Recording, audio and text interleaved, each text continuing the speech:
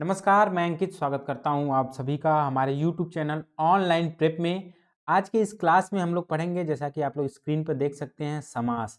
समास आप सभी के परीक्षा के दृष्टि से बहुत ही महत्वपूर्ण है, जिसमें हम लोग समास के भेद को पढ़ेंगे, कैसे समास की पहचान कर सकते हैं। उदाहरण के माध्यम से बहुत ही सहज भाव से हम लोग समास का अध्ययन करेंगे, तो आप लोग इस क्लास को अंत तक जरूर देखें।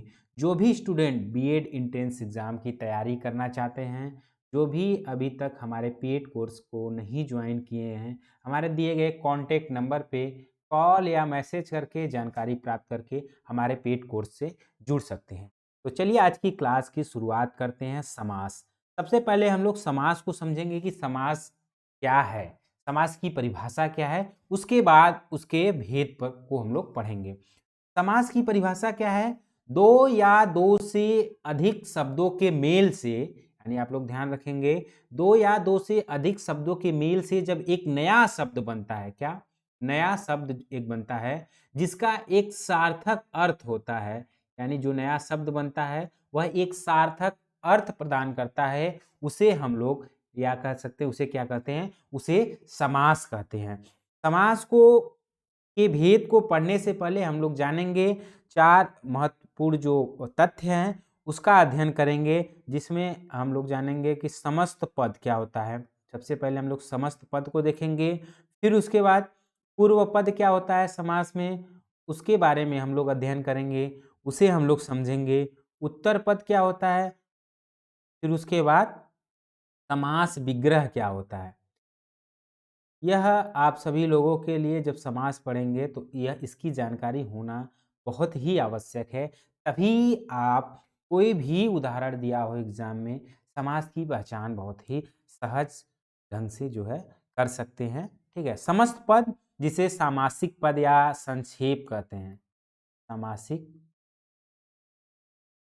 पद या कह सकते हैं संक्षेप कहते हैं, वह क्या कहलाता है, वह समस्त पद कहलाता है, संक्षेप पद। अभी हम लोग समझेंगे कि संक्षेप पद क्या है। फिर पूर्व पद, यानी जो हमने बताया समास की परिभाषा, दो या दो से अधिक शब्दों के मेल से जो पहला शब्द होता है, यानी जो प्रथम, जिसे पहला पद कहते हैं, वे क्या होता है, वह वे पूर्व पद होता है। जो उत्तर पद, यानी जो दूसरा पद होता है, दूसरा जो पद होता है उसे उत्तर पद कहते हैं। समास विग्रह क्या होता है, समस्त पद का विस्तृत रूप जो होता है, यानी आप ध्यान रखेंगे, जो समस्त पद होता है उसका जो विस्तृत रूप होता है, जिसका हम लोग खंडन करते हैं, दो भागों में तोड़ते हैं, उसके बाद जो अर्थ प्रदान करता है, वह समास विग्रह कहलाता है। जैसे एक उदाहरण लेते हैं, फिर हम इन चार महत्वपूर्ण तथ्य जो हमने अभी पढ़ा इसको समझ जाएंगे। जैसे राजकुमार, क्या है, राजकुमार, यानी यहां देखेंगे राजकुमार, राज क्या है, राज आपका यहां पर ध्यान रखेंगे, राज जो है वह यहां पर देखेंगे कि राज क्या है, पूर्व पद है, यानी एक पद यहां और कुमार दूसरा, यानी दो पदों से मिलकर बना है, दो शब्दों से मिलकर बना है। जो पहला पद है उसे क्या कहते हैं, पूर्व पद, और जो कुमार है, कुमार क्या है, यह दूसरा पद है, यानी इसे क्या कहते हैं, उत्तर पद कहते हैं। क्या कहते हैं, उत्तर पद। जब इसका हम समास विग्रह करेंगे तो इसका क्या होगा, अर्थ क्या होगा, राजा का कुमार, यानी राजा का कुमार क्या हुआ, यह क्या हुआ, समास विग्रह। इस पद का जो हम समास विग्रह किए तो राजा का पद हुआ, यानी जब हम समास विग्रह कहते हैं तो वह समस्त पदों का विस्तृत रूप हो जाता है। तो यह राजकुमार क्या हुआ, राजकुमार समास विग्रह हुआ। और राजकुमार जो है, यह यहाँ ध्यान रखेंगे, जो राजकुमार है उसे समस्त पद कहते हैं। क्या कहते हैं, समस्त पद कहते हैं। समस्त पद जो है, राजकुमार क्या है, समस्त पद है। राजकुमार में राज जो है वह पूर्व पद होगा, जैसा कि हमने बताया, पूर्व पद यानी प्रथम पद, और कुमार जो है वह उत्तर पद यानी दूसरा पद हुआ। और जब राजा का कुमार इसका विग्रह करेंगे तो वह समास विग्रह। हम उम्मीद करते हैं कि आप सभी लोगों को यह चार महत्वपूर्ण तथ्य समझ में आएगा कि समास क्या होता है, पूर्व पद क्या होता है, क्या हमने पढ़ा, पूर्व पद क्या होता है, उत्तर पद क्या होता है, और समास विग्रह क्या होता है। अब हम लोग पढ़ेंगे आगे, जैसा कि आप लोग स्क्रीन पर देख सकते हैं, समास के भेद। समास के कुल 6 भेद हैं। आप लोग ध्यान रखेंगे कि समास के जो मुख्यतः भेद हैं, प्रकार हैं, वह 6 प्रकार हैं। पहला अव्ययी भाव। क्रम से एक-एक भेद को हम लोग विस्तार से पढ़ेंगे और समझेंगे, तो आप लोग ध्यान से क्लास को अंत तक जरूर देखें। इसलिए कि जो भी समास हैं, क्रम से एक-एक समास की परिभाषा, उसकी पहचान उदाहरण के माध्यम से हम लोग पढ़ेंगे। या आप सभी लोगों के एग्जाम के पॉइंट ऑफ व्यू से आप लोगों को बार-बार बता दे रहे हैं कि बहुत ही महत्वपूर्ण है। चाहे आप एंट्रेंस एग्जाम दीजिए, जहाँ भी जो भी एग्जाम देंगे आप जो है परीक्षा की, उसमें समास जब भी आपके व्याकरण से प्रश्न आएंगे, समास से आपके एग्जाम में प्रश्न आते हैं। तो आप लोग ध्यान से पढ़ेंगे तो उस प्रश्न को सही करके आएंगे, क्योंकि काफी महत्वपूर्ण होता है। अव्ययी भाव, जैसा कि पता चलता है नाम से ही, जिस समास में अव्यय लगा हो, यानी आप लोग ध्यान रखेंगे पहला और दूसरा, जैसे हमने बताया पूर्व और उत्तर पद, ठीक है, जिसमें पहला दूसरा यानी अव्ययी भाव जो होता है उसमें पूर्व पद प्रधान होता है। क्या? पूर्व पद यानी पहला पद जो होता है वह प्रधान होता है। प्रधान का क्या मतलब होता है? यानी पूर्व पद मुख्य होता है उस शब्द का, उसी से हमें पता चलता है कि यह कौन सा समास है। इसीलिए आप ध्यान रखेंगे, ये पहला पहचान हुआ। दूसरा पहचान इसका क्या है? जैसे यहां देख सकते हैं कि यदि पद के आरंभ में, यदि पद के पहले जो पूर्व पद होता है उसमें अव्यय शब्द लगा हो। अव्यय का मतलब क्या होता है? भर, निर, प्रति, यथा, बे, आ, ब या उप, यावत, अधि, अनु, ये सभी क्या है? अव्यय शब्द लगा हो, या ध्यान रखेंगे क्या हो? अव्यय लगा हो या उपसर्ग लगा हो। क्या? उपसर्ग लगा हो, इसे ध्यान रखेंगे। ये 3 महत्वपूर्ण बात, ये पहचान किसके लिए? अव्ययी भाव समास के लिए, कि पहला प्रधान होता है, इसकी परिभाषा कहता है। दूसरा क्या है? कि वह पूर्व पद अव्यय हो या उपसर्ग लगा हो उस शब्द में, तो वे क्या कहलाते हैं? अव्ययी भाव समास कहलाते हैं। जैसे ये भर क्या है? भर उपसर्ग है, या कह सकते अव्यय है। अब भर से हम लोग देख लेते हैं, भरपेट, यहां दिया हुआ है भरपेट, यानी पेट भरकर, यानी भरपेट के लिए क्या हो रहा है? खाना भरपेट खा लिए, यानी पेट भरकर खा लिए। इसका जो हम लोग समास विग्रह करेंगे तो क्या होगा? पेट भरकर। भरपेट में ये पेट हमारा मूल शब्द में भर क्या है? अव्यय या उपसर्ग लगा हुआ है। इसी प्रकार से यथाशक्ति, शक्ति क्या है? यह मूल शब्द में यथा उपसर्ग कह सकते हैं, या यथा अव्यय लगने से यह अव्ययी भाव समास की जो है कहलाएगा। इसका जब संधि विग्रह करेंगे तो क्या कहलाएगा? शक्ति के अनुसार। ये आप लोग ध्यान रखेंगे, ठीक है। अगला हम लोग देख लेते हैं प्रतिक्षण। जैसा कि हमने बताया, ये ध्यान रखेंगे पहचान, कि जब भी किसी शब्द में भर लगा हो, निर लगा हो, प्रति, यथा, आवत, यावत, अधि, अनु, तो ये इसकी पहचान है कि तुरंत हम लोग इसकी पहचान करके इसका सही टिक करेंगे। अव्ययी भाव समास के यह उदाहरण है, ठीक है। इस प्रकार आप लोग ध्यान रखेंगे। जैसे यहाँ प्रत्यक्ष दिया है, प्र क्या है? प्र आपका उपसर्ग लगा है, तो यह प्रत्यक्ष हो गया। इसी प्रकार प्रतिक्षण, क्षण में प्रति लगा है, तो क्या हो जाएगा? क्षण क्षण, इसका समास विग्रह हो जाएगा। प्रति लगने से इसकी पहचान होगी अव्ययी भाव समास, जो है अव्ययी भाव समास है, ठीक है। अगला हम लोग देखेंगे तत्पुरुष समास। तत्पुरुष समास की परिभाषा क्या है उसे पहले हम लोग देखेंगे, फिर उसके पहचान को समझेंगे उदाहरण के माध्यम से। तत्पुरुष समास यानी तत्पुरुष समास में उत्तर पद प्रधान होता है। ध्यान रखेंगे, उत्तर पद प्रधान होता है। इसकी परिभाषा कहता है कि उत्तर पद प्रधान होता है। उत्तर पद यानी जो दूसरा पद होता है, इसे ध्यान रखेंगे। इसीलिए हमने आपको पहले 4 महत्वपूर्ण तथ्य बता दिए कि पूर्व पद क्या होता है, उत्तर पद क्या होता है, समास विग्रह क्या होता है, समस्त पद क्या होता है। तो आप लोग उसे ध्यान से चीजों को पढ़ें, तभी समझ में आए। उत्तर पद इसमें प्रधान कैसे होता है? उत्तर पद यानी दूसरा पद प्रधान होता है, इसकी परिभाषा यही कहता है। और ध्यान रखेंगे कि जो तत्पुरुष समास के उदाहरण होंगे उसमें कारक चिन्हों का प्रयोग होगा। क्या? कारक चिन्हों का प्रयोग होता है। कारक चिन्ह यानी ध्यान रखेंगे, कारक के बारे में हम आप लोगों को पढ़ाया था, विस्तार से समझाया था। कारक चिन्हों का प्रयोग होता है, ये दूसरी पहचान है। तो ये आप ध्यान रखेंगे, पहला उत्तर पद प्रधान होता है, दूसरा कारक चिन्हों का प्रयोग होता है। किसमें? तो ये तत्पुरुष समास में, इसे ध्यान रखेंगे। कारक चिन्हों में 6 जो कारक चिन्ह है उसका प्रयोग होता है, कर्ता का नहीं होता है। कर्म तत्पुरुष होता है, करण का होता है। उसके बाद अगला हम लोग देखेंगे संप्रदान, फिर उसके बाद अपादान, संबंध, उसके बाद अधिकरण तत्पुरुष, का जो कारक चिन्ह का प्रयोग जो है तत्पुरुष समास में होता है। तो सबसे पहले हम एक उदाहरण के माध्यम से समझेंगे कि तत्पुरुष समास है क्या। जैसे हमने अभी देखा राजकुमार, राजकुमार, अभी हमने पढ़ा राजकुमार। राजकुमार क्या है? अब राजकुमार आपके एग्जाम में आ गया कि राजकुमार कौन सा समास है। तो आप लोग यदि पढ़े होंगे, अच्छे से समझे होंगे, तभी इसका सही जवाब दे पाएंगे। राजकुमार क्या है? राजकुमार समास है, लेकिन कौन सा समास है? तो यह तत्पुरुष समास है। कैसे? तो सबसे पहले हम उसका संधि समास विग्रह करेंगे तो क्या होगा? राजा का कुमार। क्या होगा? राजा का कुमार। राजा का कुमार यानी कुमार क्या है? बेटा की बात कही जा रही है। राजा का बेटा, इस बेटा के लिए मुख्य बात कही जा रही है, यानी इस कुमार को मुख्य जो है दिखाया जा रहा है, कुमार को प्रधान दिखाया जा रहा है। यानी कुमार क्या है? उत्तर पद है, दूसरा पद है।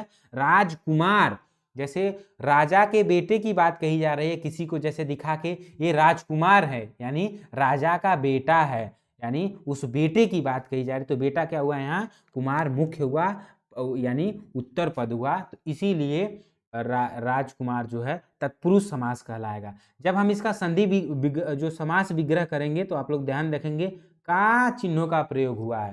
का चिन्हों का प्रयोग हुआ। का क्या है? यह कारक चिन्ह है। क्या है? का जो है कारक चिन्ह है। इससे अभी हम पता लगा लेंगे यह तत्पुरुष समास है। अब अंदर जब पूछेगा कि तत्पुरुष समास में कौन समास है, उसके बारे में हम लोग पढ़ेंगे कि तत्पुरुष समास में कौन समास। जैसे कर्म को पढ़ेंगे, कर्म तत्पुरुष में को कारक चिन्हों का प्रयोग होता है। क्या? कर्म को, कर्म जो है को कारक चिन्हों का प्रयोग होता है तो क्या कहलाता है? कर्म तत्पुरुष। यानी जैसे स्वर्ग गत, यानी स्वर्ग को गत, फिर यश प्राप्त, यानी यश को प्राप्त, यश को प्राप्त हुआ, को कारक चिन्ह का प्रयोग हुआ तो कौन सा होगा? कर्म तत्पुरुष होगा। उसी प्रकार से आगे हम लोग पढ़ेंगे अगला करण तत्पुरुष।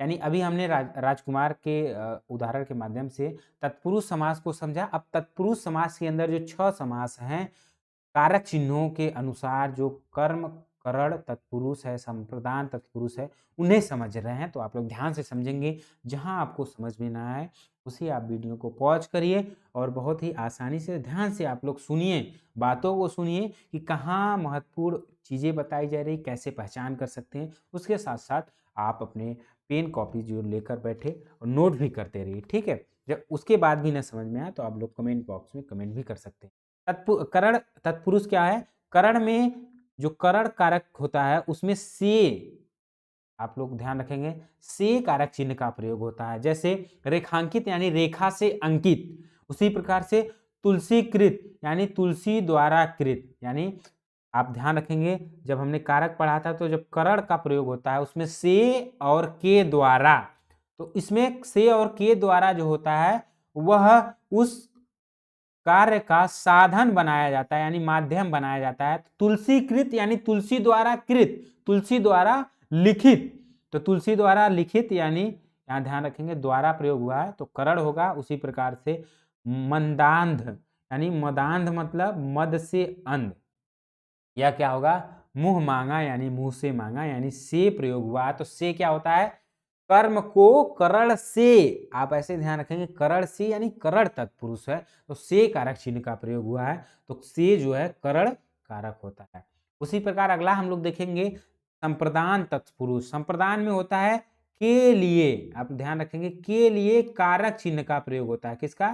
के लिए कारक चिन्ह का प्रयोग जब भी हो तो वह संप्रदान तत्पुरुष होता है। तत्पुरुष यानी जिसमें कारक चिन्ह प्रयोग हो, और तत्पुरुष के अंदर जब हम लोग पढ़ेंगे 6 जो कारक चिन्हों से बने हैं वो, तो इसमें संप्रदान है। संप्रदान के लिए जब प्रयोग हो तो वह संप्रदान तत्पुरुष होता है। जैसे हवन सामग्री यानी हवन के लिए जो सामग्री है तो वह क्या होगा? संप्रदान तत्पुरुष होगा। उसी प्रकार से सत्याग्रह, सत्य के लिए जो आग्रह किया जाता है, के लिए कारक चिन्ह का प्रयोग होते ही हम पहचान जाएंगे कि यह संप्रदान तत्पुरुष, ठीक है। अगला हम लोग देखेंगे अपादान तत्पुरुष। अपादान तत्पुरुष यानी से प्रयोग हो रहा है। से यानी यहां हम समझेंगे, अभी हमने करण, करण तत्पुरुष जब पढ़ा तो उसमें भी से और के द्वारा इस कारक चिन्हों के प्रयोग को हमने पढ़ा। लेकिन अभी जब हम अपादान पढ़ रहे हैं तो इसमें भी जो कारक चिन्ह का प्रयोग होता है वह से प्रयोग हो रहा है। तो कैसे इसकी पहचान करेंगे, यहाँ भी आप ध्यान से पढ़ेंगे, हम कारक की क्लास में भी बताए थे कि कैसे पहचान कर सकते हैं। जब भी अपादान तत्पुरुष का उदाहरण हो तो हम ऐसे पहचान करेंगे कि जो इसमें से कारक प्रयोग होता है, से कारक चिन्हों का प्रयोग होता है, वह उससे अलग होने का भाव यानी अलगाव के भाव का बोध कराता है। किसका? अलगाव का भाव की बोध कराता है। जैसे जन्म रोगी, जन्म रोगी यानी जन्म रोगी क्या है? यह समस्त पद है यानी समास है। जब हम जन्म रोगी का समास विग्रह करेंगे तो क्या होगा? जन्म से रोगी यानी जन्म से रोगी, उससे अलगाव की बात कर रहा है। जैसे धनहीन, धनहीन क्या है? धन से हीन यानी धन से अलग होने की बात कर। धन से हीन यानी हीन माने गरीब होता है। गरीब व्यक्ति क्या है? धन से, पैसे से गरीब है यानी हीन है। वह धन से वंचित है, उसके पास धन नहीं है यानी वह धन से अलग है। जब भी ऐसा अलगाव की बात हो, अलग होने की बात हो, वहां पे अपादान कारक होता है, जहां से के द्वारा प्रयोग साधन बनाने के लिए होता है। क्या? साधन बनाने के लिए। जैसे दिया था तुलसी कृत यानी तुलसी द्वारा कृत, तो ये क्या कहलाएगा? वह साधन की बात कही जा रही तो वह करण होगा। उसी प्रकार से ऋण मुक्त, ऋण से मुक्त यानी जो कर्ज था उससे हम मुक्ति हो गए यानी कर्ज से अलग हो गए। जब यहाँ अलग होने की भाव से कारक चिन्हों के प्रयोग से प्रदर्शित होता है, प्रकट होता है, तो वह अपादान तत्पुरुष कहलाता है। ठीक है, अगला हम लोग देखेंगे ये सभी जो उदाहरण है आप लोग याद रखेंगे और पहचान को भी याद रखेंगे, कैसे पहचान करेंगे। संबंध तत्पुरुष क्या है? संबंध तत्पुरुष जैसे विश्वास पात्र यानी कार, आप लोग ध्यान रखेंगे। जैसे हमने बताया था राजकुमार, राजकुमार, राजकुमार में क्या हो जाएगा? राजा का कुमार। हमने कारक पढ़ाते समय बताया था का चिन्हों का प्रयोग संबंध प्रकट करने के लिए, यानी का क्या है? वह राजकुमार यानी राजा का बेटा है। कौन? राजकुमार। तो राजा से उस बेटे का एक संबंध है। जब भी जहां संबंध की बात कही जाए वहां का कारक चिन्हों का प्रयोग होता है। जब भी जिसी उदाहरण में का, जब हम संधि विच्छेद करेंगे, का, की, के कारक चिन्ह का प्रयोग हो, वह संबंध तत्पुरुष कहलाता है। उसी प्रकार से पवन पुत्र यानी पवन का पुत्र, अमचूर यानी आम का चूर, दुग्धधार यानी दुग्ध की धार। यहाँ दुग्ध की धार जो है, दूध से धार का एक संबंध की बात कही जा रही है, तो वह क्या कहलाएगा? वह जो है संबंध तत्पुरुष कहलाएगा। अगला हम लोग देखेंगे अधिकरण तत्पुरुष। अधिकरण तत्पुरुष यानी यह तत्पुरुष का जो कारक चिन्हों से प्रयोग से बनते हैं, यह अंतिम रहेगा।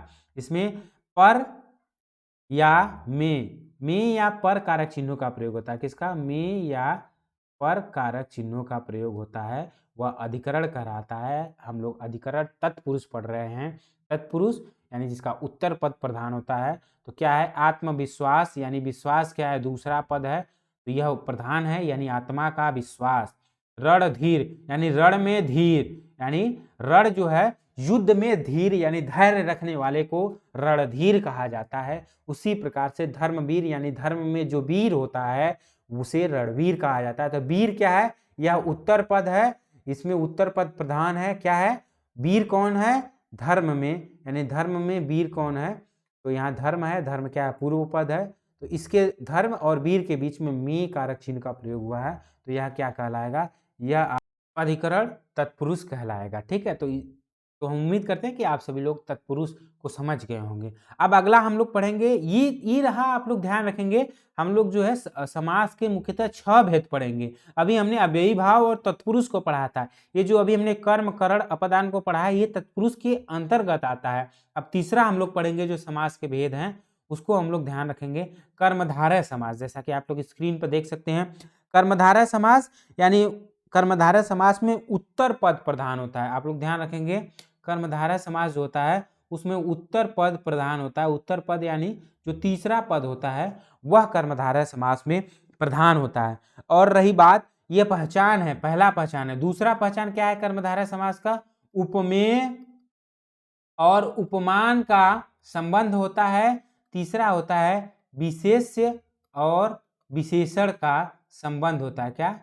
विशेषण, विशेषण का संबंध किसमें होता है? कर्मधारय समास में। उदाहरण के माध्यम से हम लोग समझेंगे कि कर्मधारय समास का उदाहरण कैसे है, कैसे हम इसकी पहचान कर सकते हैं, ठीक है। तो जैसे हम एक उदाहरण लेते हैं कि चंद्र कमल, या लेते हैं चरण कमल, क्या चरण कमल। यहाँ ध्यान रखेंगे ये उदाहरण क्या है, चरण कमल। इसमें पहला क्या है, चरण जो है पूर्व पद है, पूर्व पद है, कमल क्या है वह उत्तर पद है, तो कमल इसमें प्रधान है। कैसे, उपमेय में उपमान की बात कही जाए या विशेष से विशेषण की बात हो, इसमें क्या है, कमल कैसे है, कमल जो है चरण के समान नहीं, आप ध्यान रखेंगे चरण जो है, चरण यानी पैर जो है किसके समान है, कमल के समान है।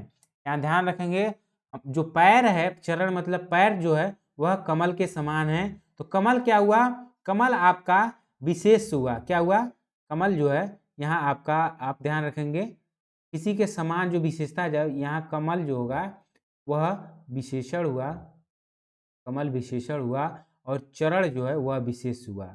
विशेष क्या होता है, जिससे तुलना की जाए, आप ध्यान रखेंगे, और जिसकी तुलना की जाए। उपमान क्या होता है, जो बड़ा होता है, जैसे चंद्र, चंद्र मुख, मुख चंद्र क्या है, चंद्र यह बड़ा होता है, तो चंद्र क्या हो जाएगा, उपमान हो जाएगा, ठीक है। और मुख क्या होगा, मुख उपमेय होगा, क्या होगा, मुख उपमेय होगा।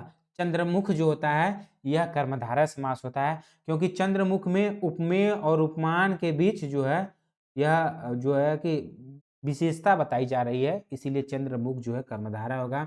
चंद्र के समान मुख, यानी चंद्र के समान जो मुख होता है उपमेय होता है। उपमान क्या होता है, जिससे तुलना की जाए, यानी जो बड़ा होता है, जो विद्वान रहता है। मुख क्या है, मुख मतलब जिससे तुलना की जा रही है, जिसकी तुलना की जाए, किसकी तुलना की जा रही है, मुख की तुलना की जा रही है, किससे, चंद्रमा से, तो वह उपमेय होता है। इसे आप लोग ध्यान रखेंगे। विशेषण क्या होता है, विशेषण जो है वह क्या विशेषता बताता है, किसकी विशेषता बताता है, किसकी विशेषता बताता है वह विशेषण होता है। चरण क्या है, चरण जो है यहाँ चरण कमल के समान है, यानी विशेषता बता रहा है चरण कमल, तो यह विशेषण होगा, विशेष से आपका चरण होगा। इस प्रकार से आप लोग पहचान करेंगे। नीलकंठ एक उदाहरण है, नीलकंठ, नीलकंठ याद रखेंगे, नीलकंठ आप लोगों के एग्जाम में पूछा जाता है, ऐसे दिया होता है नीलकंठ, ठीक है। नीलकंठ एग्जाम में आता है, तो एग्जाम में नीलकंठ पूछा जाता है। उसमें आप लोग बहुत लोग जो है नीलकंठ जो है आप लोग लगा के चले आते हैं बहुब्रीहि के लिए, लेकिन कर्मधारय समास, यानी ध्यान रखेंगे नीलकंठ यानी कंठ जो है नीला है। इसमें बताया जा रहा है, विशेषता बताया जा रहा है कि कंठ कैसा है, नीला है, यानी कंठ क्या हुआ, कंठ विशेष हुआ, नीला विशेषण हुआ। किसकी विशेषता बता रही है, कंठ की, यानी उस गले की विशेषता बताया जा रहा है कि वह कैसा है, नीला है। तो यह क्या हुआ, कर्मधारय समास हुआ। यदि आपके परीक्षा में 4 विकल्प में कर्मधारय समास दिया हो, कर्मधारय समास दिया हो, तो इसका सही उत्तर कर्मधारय होगा। यदि कर्मधारय की जगह बहुब्रीहि दिया होगा तो बहुब्रीहि होगा। दोनों एक साथ नहीं दिया होता है, तो इसे आप लोग ध्यान रखेंगे, ठीक है। तो आप लोग समझ गए होंगे कर्मधारय समास में क्या बताता है। कर्मधारय समास में उपमेय उपमान होता है, विशेषण विशेष होता है, और उत्तर पद प्रधान होता है। वचनामृत यानी वचन रूपी अमृत, यानी ध्यान रखेंगे वचन रूपी अमृत, वचन कैसा है, वह अमृत के समान है, यानी अमृत के समान, यहाँ समानता की बात हो रही है, यहाँ विशेष विशेषण की बात हो रही है, तो वह कर्मधारय होगा।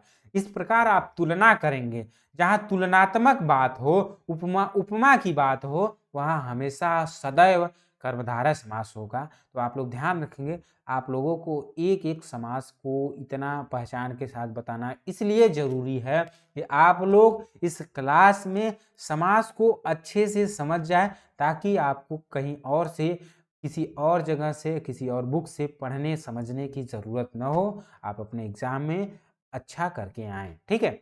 अगला हम लोग देखेंगे द्विगु समास। ध्यान से पढ़िएगा, द्विगु समास क्या है। द्विगु समास जैसा कि आप लोगों ने पहले से भी पढ़ा है, आप लोगों ने पढ़ा है कि द्विगु समास का पूर्व पद प्रधान होता है और संख्यावाची होता है।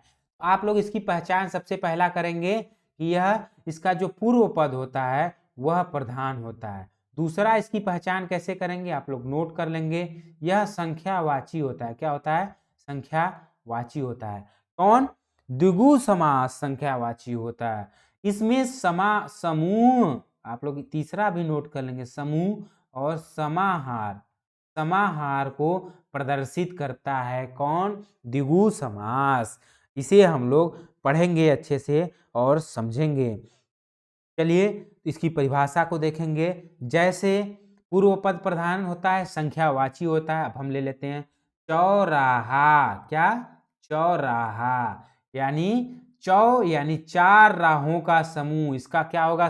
जो समास विग्रह होगा वह होगा 4 राहों का समूह। 4 राहों का क्या होगा? समूह। तो यह 4 यानी पहला पद पूर्व पद प्रधान इसलिए हो गया कि पूर्व पद संख्यावाची है। राहों का समूह यानी समूह को भी प्रदर्शित कर रहा है, तो क्या कहलाएगा? द्विगु समास कहलाएगा। और उदाहरण देख लेते हैं। अष्टाध्यायी 8 अध्यायों का समूह यानी समूह की बात हो गई और संख्यावाची भी हो गया, तो क्या कहलाया? द्विगु समास। लेकिन एक और उदाहरण को समझेंगे, आज बहुत ही आराम से समझेंगे आप लोग। यहाँ हम लोग आप लोगों को बता देते हैं कि यहाँ पर देख लेते हैं। जैसे त्रिरत्न। क्या? त्रिरत्न। त्रिरत्न क्या? आप लोग त्रिरत्न को देखते ही द्विगु समास पे टिक कर देंगे, लेकिन यह द्विगु समास नहीं है। द्विगु समास गलत होगा। कैसे गलत होगा हम समझेंगे। हम आप लोगों को बताएं यहाँ पर कि पूर्व पद प्रधान होता है, पूर्व पद प्रधान होता है और संख्यावाची होता है। तो इसमें भी पूर्व पद प्रधान है, संख्यावाची है। त्रि दिया है यानी 3 दिया है, लेकिन जब हम उसका समास विग्रह करेंगे तो क्या होगा? 3 लिखेंगे, 3 रत्नों वाला। हमने क्या बताया? तीसरा आप लोगों को पहचान। यह समूह और समाहार को जब प्रदर्शित करेगा तभी वह द्विगु समास होगा। 3 रत्नों वाला, यहाँ समूह की बात तो नहीं हो रही है, यानी यह गलत है। यह जो है द्विगु समास नहीं होगा। तो द्विगु समास नहीं होगा तो कौन सा समास होगा? आगे हम लोग पढ़ेंगे। यह बहुब्रीहि समास होगा। क्या होगा? बहुब्रीहि समास होगा। आगे हम लोग उदाहरण के माध्यम से समझेंगे। ठीक है, तो आप लोग इसी ध्यान रखेंगे, ये तीनों पहचान याद रखेंगे। पूर्व पद प्रधान, संख्यावाची और समाहार को प्रदर्शित करें। समाहार का मतलब जैसे अभी हम लोग तिराहा कर दे, तो तिराहा क्या है? 3 राहों का समूह। यानी एक राह इधर से मिल रहा है, एक राह इधर से और एक राह इधर से मिलके जब तीनों राह एक जगह पे मिलते हैं, तो इस जो तीनों राहों का एक जगह मिलना हो रहा है वह समूह को प्रदर्शित कर रहा है, समाहार को प्रदर्शित कर रहा है। तो क्या कहलाएगा? तिराहा जो है द्विगु समास कहलाएगा।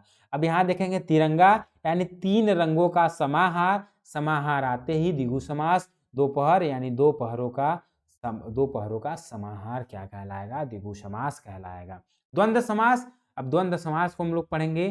द्वंद्व समास यानी जिसमें पहला, आप लोग ध्यान रखेंगे, पहला और दूसरा दोनों पद प्रधान होते हैं। क्या? दोनों पद जो है प्रधान होते हैं। यह पहला आपका पहचान हो गया। किसमें हुआ? द्वंद्व समास में पहला पहचान हो गया। दूसरा पहचान क्या है? यह एक दूसरे के विलोम भी होते हैं।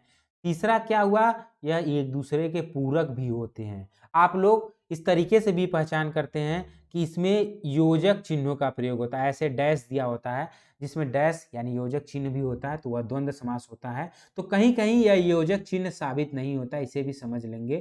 तो उससे हम लोग गलत करके चले आते हैं। लेकिन 3 बातें, 3 प्रमुख पहचान को आप लोग याद रखेंगे कि पहला पद दूसरा पद दोनों प्रधान होता है, एक दूसरे के विलोम होते हैं और एक दूसरे के पूरक भी होते हैं। जैसे यहाँ दिया है माता पिता, माता और पिता। माता का विलोम क्या होगा?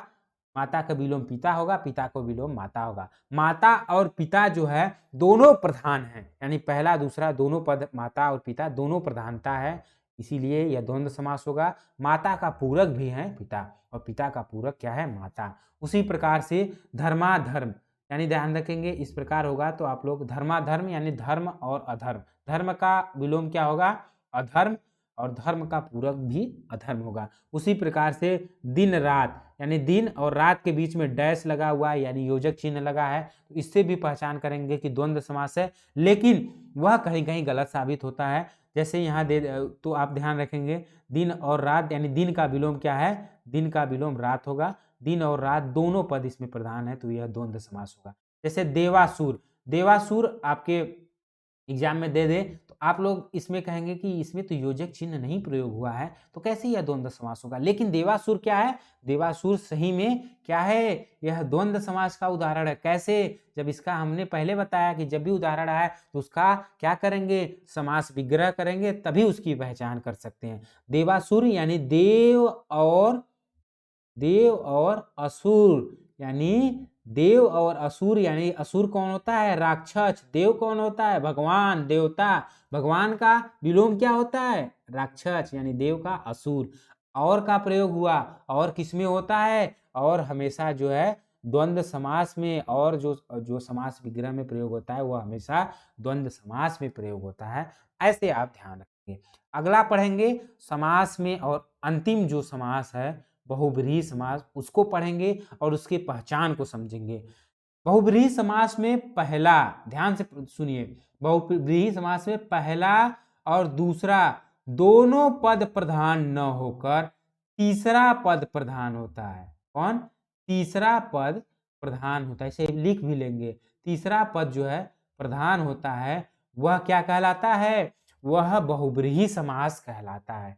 कैसे तीसरा पद प्रधान हो गया? जैसे हम ले लेते हैं पीताम्बर।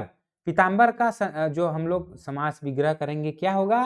पीला है अंबर, यानी अंबर यानी वस्त्र, कपड़ा, जिसका, किसका? श्री कृष्ण की बात कही जा रही है। इसका मूल अर्थ क्या होगा? पीला है अंबर जिसका। लेकिन पहला और दूसरा को छोड़ के तीसरा पद जो है श्री कृष्ण, वह प्रधान हुए तो वह बहुब्रीहि समास होगा। उसी प्रकार से त्रिलोचन, यानी तीन है लोचन जिसके शिव। उसी प्रकार से गजानन, गज के समान आनन है जिसका, यानी इसमें गज के समान आनन, ये दोनों पद प्रधान न होकर तीसरा गणेश प्रधान है तो क्या होगा? गणेश। उसी प्रकार से हम लोग बहुब्रीहि समास को समझेंगे।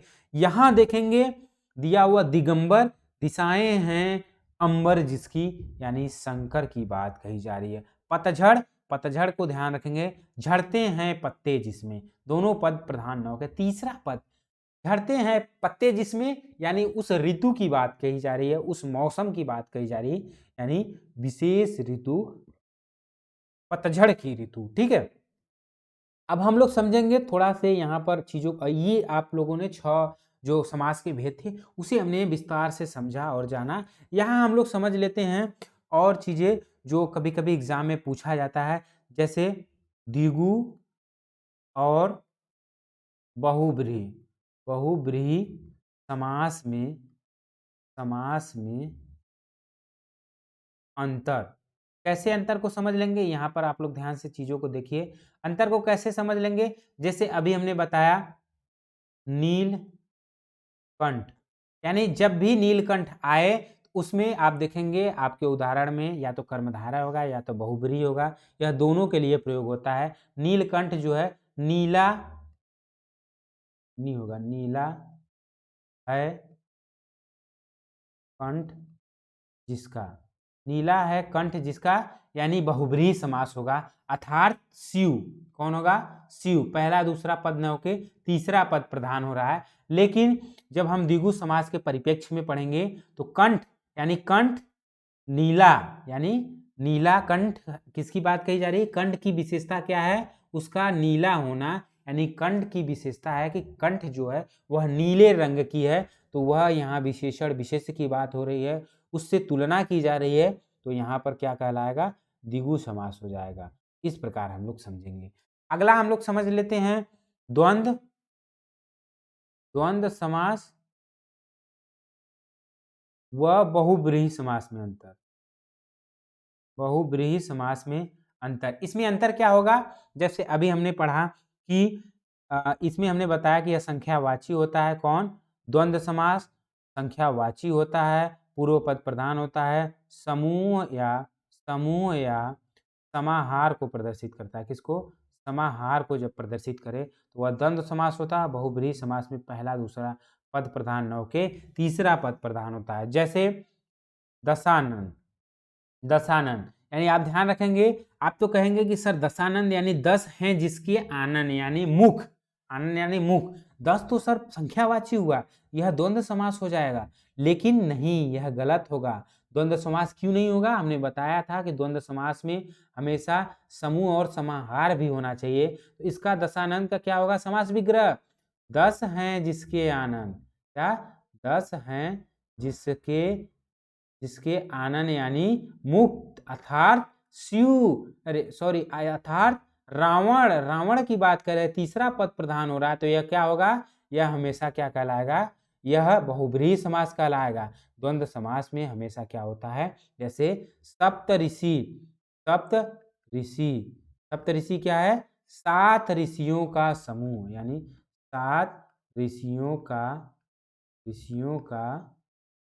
समूह। यानी आप देखेंगे कि इसमें जब हम समास विग्रह किए तो समूह और समाहार को प्रदर्शित कर रहा है, तो यह क्या कहलाएगा? सप्तऋषि। सप्तऋषि जो है द्वंद्व समास का उदाहरण है।